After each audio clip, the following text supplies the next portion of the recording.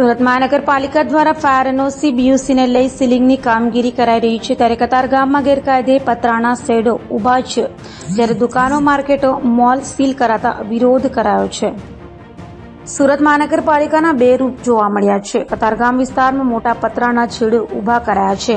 કતારગામમાં તાણી બંધાયેલા ગેરકાયદેસરના કાચા પાકા બાંધકામો અને પતરાના શેડ ઊભા છે, જ્યારે પાલિકા દ્વારા મોલ, માર્કેટો, દુકાનો સીલ કરવામાં આવી છે.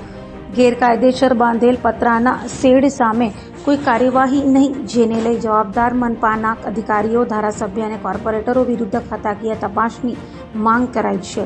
વોર્ડ નંબર 7ના કોર્પોરેટર કિશોર રૂપારેલિયાએ માંગ કરી છે અને મનપા કમિશનર તથા પોલીસ કમિશનરને રજૂઆત કરી હતી. નમસ્કાર મિત્રો, જય શ્રી કૃષ્ણ. હું ડોક્ટર કિશોર રૂપારેલિયા, સુરત મહાનગરપાલિકા નગર સેવક, વોર્ડ નંબર 7. થોડા સમય પહેલા રાજકોટની અંદર એક ગોઝારી દુર્ઘટના કહીએ કે જે પણ કઈ અધિકારીઓના મેળા પીપળાથી બનેલી જે દુર્ઘટના છે ને, એમાં જે માર્યા ગયેલા લોકો છે એમને શ્રદ્ધાંજલિ આપું છું. પરંતુ આજની તારીખમાં પણ આ પ્રોબ્લેમ અધિકારીઓના હિસાબે જે તે વિસ્તારના સંલગ્ન કોર્પોરેટરશ્રીઓ, ધારાસભ્યશ્રીઓ કે અન્ય કોઈ આગેવાન મિત્રો કે બિલ્ડરોના હિસાબે આ તકલીફો જે છે એ હજુ ચાલુ જ છે. વારંવાર લગભગ મારા દ્વારા ઝોનના ઉચ્ચ અધિકારીઓ અને કમિશનર શ્રી સુરત મહાનગરપાલિકાને વારંવાર રજૂઆતો અને લેટર દ્વારા પત્રની જાણથી એમને ધ્યાન દોરવામાં આવે છે કે ઇલીગલ કન્સ્ટ્રક્શન અને જે ટેમ્પરરી સ્ટ્રક્ચરો છે જે સુરતની અંદર બની રહ્યા છે, એ ટેમ્પરરી સ્ટ્રક્ચરો, ઇલીગલ કન્સ્ટ્રક્શન અને જે ગેરકાયદેસર શેડ બનાવવામાં આવે છે એને દૂર કરવામાં આવે અને નવા બનતા અટકાવવામાં આવે. વારંવારના પત્રો છતાં પણ ઉચ્ચ અધિકારીશ્રીઓ, કમિશનરશ્રીઓ કે જે તે ઝોનના અધિકારીશ્રીઓએ આ બાબતે કોઈ જ ધ્યાન દોરવા છતાં કોઈ જ પ્રકારની કાર્યવાહી કરેલી નથી. વાત કરું તો અમારા જે કતારગામ વિસ્તારની અંદર લગભગ ઘણા વર્ષોથી આ બાબતનો પ્રશ્ન લગભગ ચર્ચાઈ રહ્યો છે કે આ વિસ્તારની અંદર વધારેમાં વધારે ઇલીગલ કન્સ્ટ્રક્શન અને ઇલીગલ ડોમ અને ઇલીગલ આ ટેમ્પરરી સ્ટ્રક્ચરો બનાવવામાં આવેલા છે.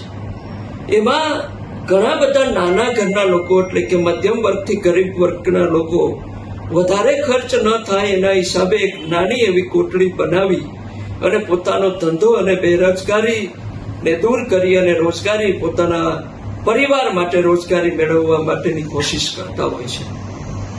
પરંતુ સાથે સાથે દુઃખની વાત એ છે કે ઘણા બધા લોકો આની પાછળ પુષ્કળ પ્રમાણમાં કમાણી કરવા માટેના ડોમ મોટા મોટા બનાવી અને રાજકીય પીઠબળના હિસાબે અધિકારીશ્રીઓના મેળા પીપળાની સાથે સાથે આ કાર્ય કરતા રહ્યા છે.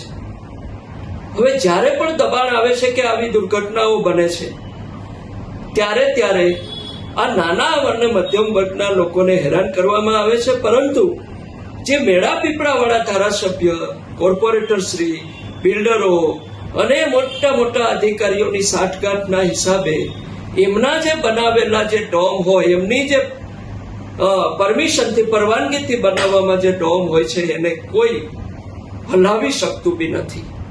તો આ એકને ગોળ અને એકને ખોળની જે નીતિ છે એ કોર્પોરેશનની અંદર, સુરત મહાનગરપાલિકાની અંદર વર્ષોથી ચાલી આવી છે, જે આજની તારીખમાં પણ એ પૂર્ણ થઈ શકી નથી. હજુ પણ ડોમ બને જ છે, હજુ પણ ડોમ જે વર્ષોથી છે ત્યાંના ત્યાં છે અને મહિને લાખો રૂપિયાની કમાણી આ ધારાસભ્ય, કોર્પોરેટરશ્રી કે બિલ્ડરો એ અધિકારીઓના મેળા પીપળાની અંદર આ ચાલી રહ્યું છે કામકાજ. હાલમાં જ મેં કલેક્ટરશ્રી, માનનીય કલેક્ટરશ્રી, માનનીય પોલીસ કમિશનરશ્રી અને તાજેતરમાં માનનીય મહાનગરપાલિકાના કમિશનરશ્રીને પણ એક TP 25ની અંદર જે વર્ષોથી જે ઇલીગલ કન્સ્ટ્રક્શન જે ચાલી આવ્યું છે અને ડોમ જે બનાવી અને એમાં મોટા પાયેથી કામકાજ કરવામાં આવી રહ્યું છે એ બાબતે મેં અરજી કરેલી છે અને એમને કહ્યું છે કે આની પાછળ જે મોટા પ્લોટો પડેલા છે એમાં લાખો રૂપિયાના જે ડોમ કોની પરમિશનથી અને કોના મેળા પીપળાની અંદર આ બનાવવામાં આવે એની તપાસ થાય અને જે પણ કોઈ આમાં અધિકારીઓ જવાબદાર હોય, જે પણ કોઈ આમાં ધારાસભ્ય જવાબદાર હોય, જે પણ કોઈ કોર્પોરેટર શ્રી આમાં જવાબદાર હોય કે જે પણ કોઈ બિલ્ડર જવાબદાર હોય કે કોઈ આગેવાન જવાબદાર હોય, એમની ઉપર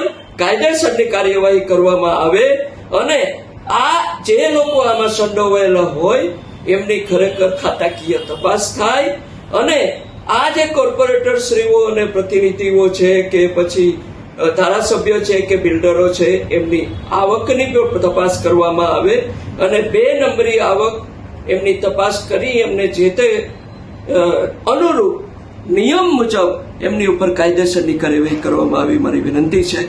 જય હિન્દ, જય ભારત.